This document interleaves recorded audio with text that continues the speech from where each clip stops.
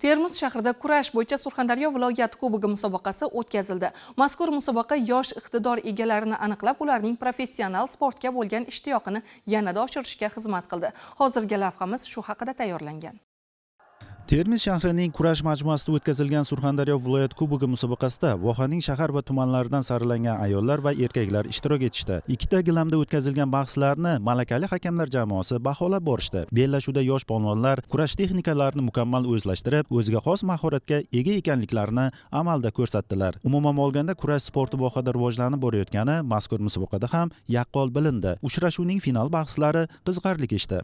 Erkaklar va ayollar o'rtasida viloyat kubogi bo'lib o'tmoqda. Bunda g'olib sovrindor bo'lgan sportchilarimiz Navoiy shahrida bo'lib o'tadigan 9-14 fevral kunlari bo'lib o'tadigan O'zbekiston kubogiga yo'llanma oladi. Bu musobaqamiz kurash xalqaro qoidalariga asosan ayollar 8 vazn, erkaklar 8 vazn, jami 16 vazn toifasida barcha tumanlardan kelgan sportchilar o'rtasida bo'lib o'tmoqda. Bu musobaqamizda jami 150 ga yaqin sportchilar bellashib, ishtirok etib, g'olib va sovrindor bo'lish uchun bel olishmoqda.